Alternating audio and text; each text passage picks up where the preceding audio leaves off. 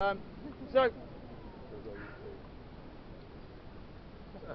you'll notice that all the fellows start with a sword. That on the whole, everybody in this period is right-handed for a start.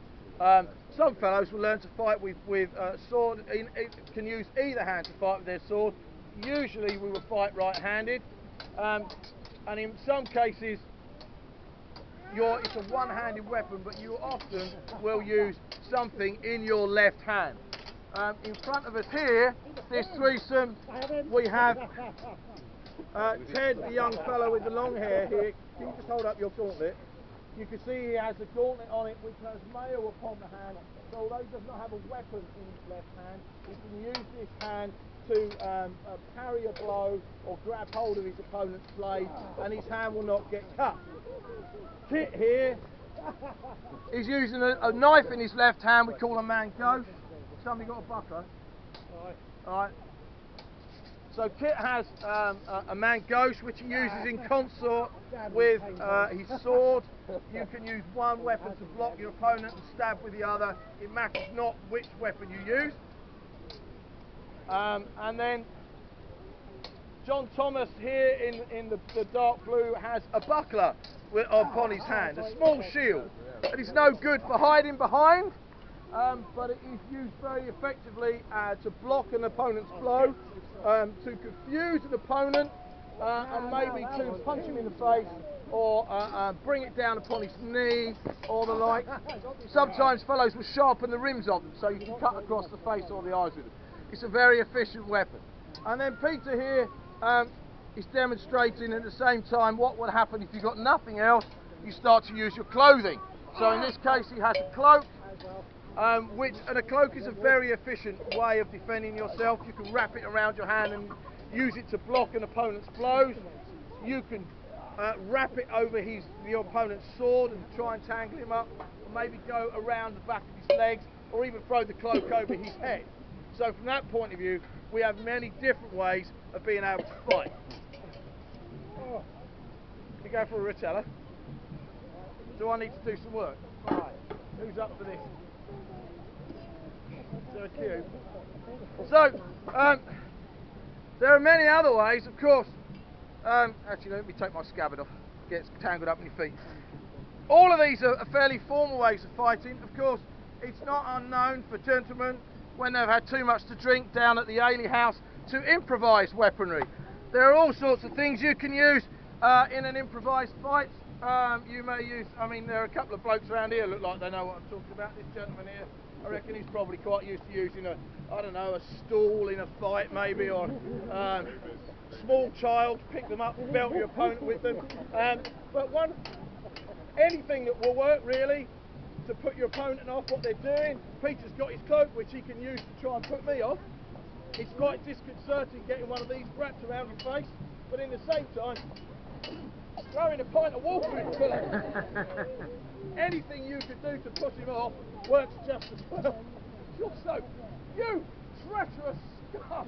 You scoundrel! This managed to get a hand fast to this, but did you see what he did there? Did you see what he did? Under his cloak, do not throw it away.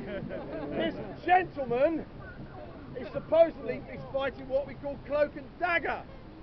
Now this is a boo him, ladies and gentlemen. Boo. More than that, boo. It is to be frowned upon. Shame upon you, sir.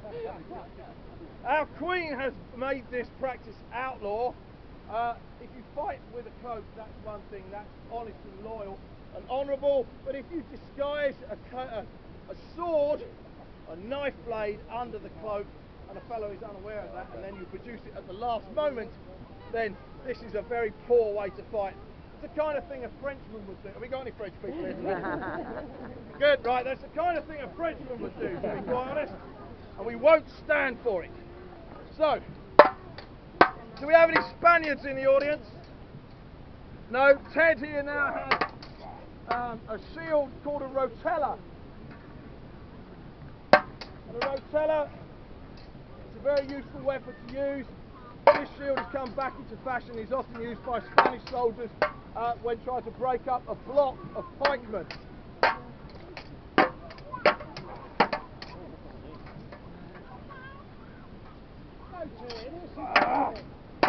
It's very difficult to get your way around it. You may applaud, ladies and gentlemen.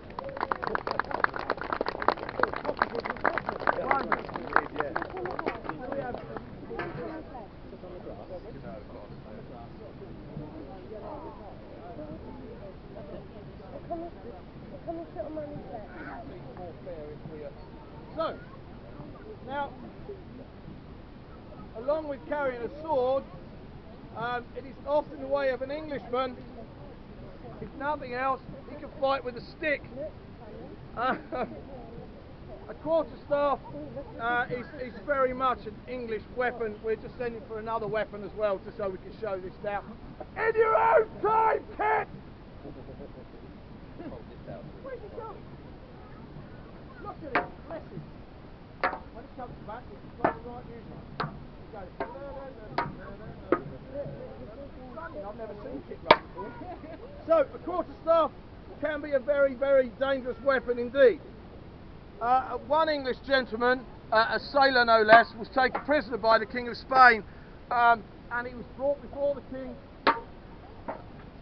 And the King of Spain did say that if he could defeat the King's champion in combat, then he would let him go free. And this gentleman did in very truth say, "Oh, it's not a problem. I would just use a stave," and he did defeat 5 or 6 of the King's men all in one go, killed 3 of them, maimed the other 3 just with the quarterstaff. This weapon, on the other hand, is called a bill. This is the weapon that a common man in this part of the country would turn up at a militia muster with. It's quite a vicious weapon. I need to come in. There are a number of ways of harming somebody with a bill. First of all, it has a spear point on the top with which you can thrust it into your opponent's guts. Thus, it has a hook, an axe head upon the back, which you can bring it down upon your opponent's head.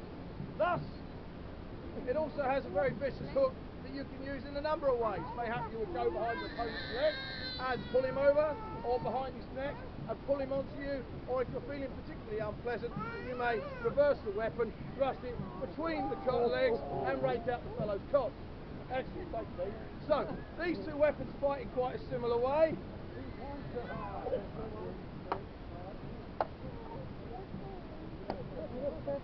And in some cases I may have an advantage if I have the hook upon the top, but a fellow with a quarterstaff is most dangerous opponent. You wish to keep him at quite a distance.